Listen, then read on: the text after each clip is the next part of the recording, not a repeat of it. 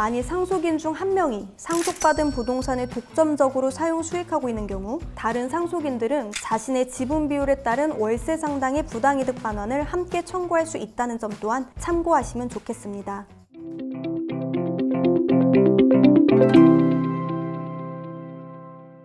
안녕하세요. 상속 전문 변호사 유지은입니다. 망인이 사망 후 상속인들에게 남겨진 부동산이 있다면 이를 상속인들 간에 어떻게 나눠야 할지, 그리고 이 공동명의 부동산을 처분하려면 어떻게 해야 하는지를 궁금해하시는 분들이 많은데요. 오늘은 상속받은 부동산을 상속인들 간에 분할하는 방법과 분할이 끝난 부동산의 내 지분은 어떻게 처분할 수 있는지 그 절차에 대해 설명해 드리도록 하겠습니다. 전체적인 절차의 흐름을 이해시켜 드리는 게 오늘 영상의 목적인 만큼 각 절차의 자세한 내용은 일정량 생략하고 자세한 내용이 필요하신 분들을 위해 그에 해당하는 영상 링크를 별도로 남겨드릴 테니 참고하시면서 시청해 주시길 바랍니다.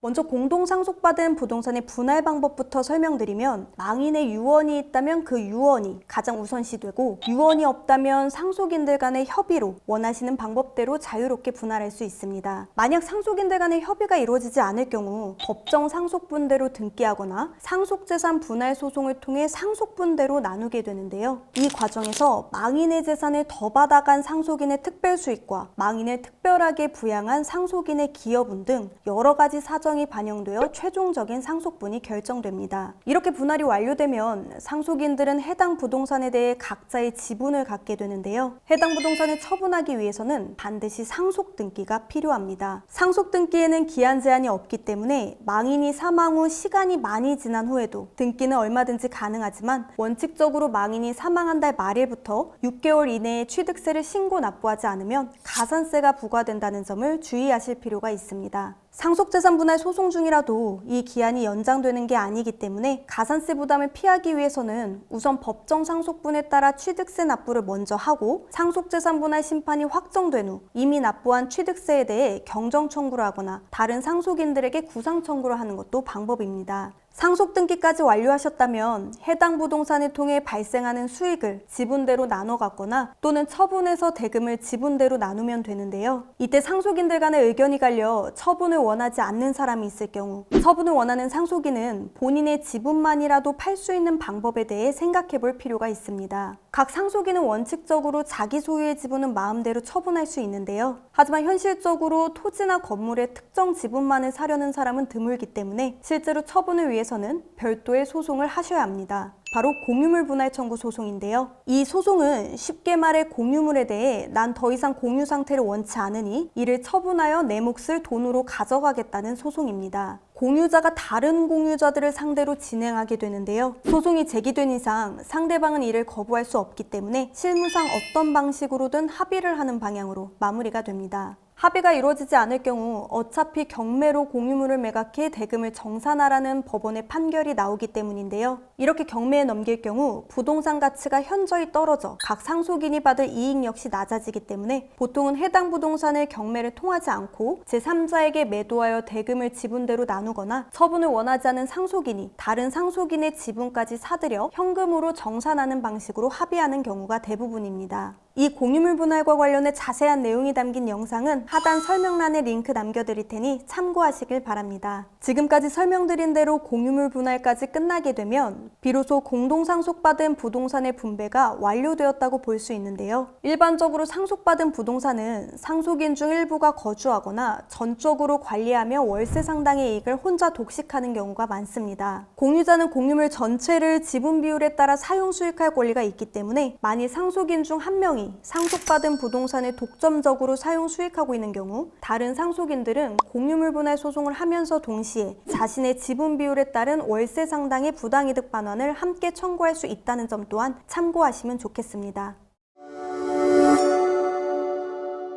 오늘은 상속받은 부동산을 분할하는 법부터 매도에 필요한 절차까지 전반적인 과정에 대해 설명드렸는데요. 오늘 설명드린 내용 외에도 분할 및 처분과 관련해 일반적인 경우에서 벗어난 예외적인 경우들이 있습니다. 예를 들어 연락이 되지 않는 상속인이 있거나 미성년자 상속인을 위한 특별대리인 선임, 치매나 질병을 앓고 있는 상속인을 위한 성년후견인 선임과 같이 상속재산 분할 및 처분과 관련하여 변수가 되는 요소들이 다양하기 때문에 상속인이 여러 명일 경우 사전에 때문에 반드시 법률 전문가의 조언을 받아보시길 바라면서 이번 영상 마치겠습니다. 오늘도 끝까지 시청해주셔서 감사드립니다.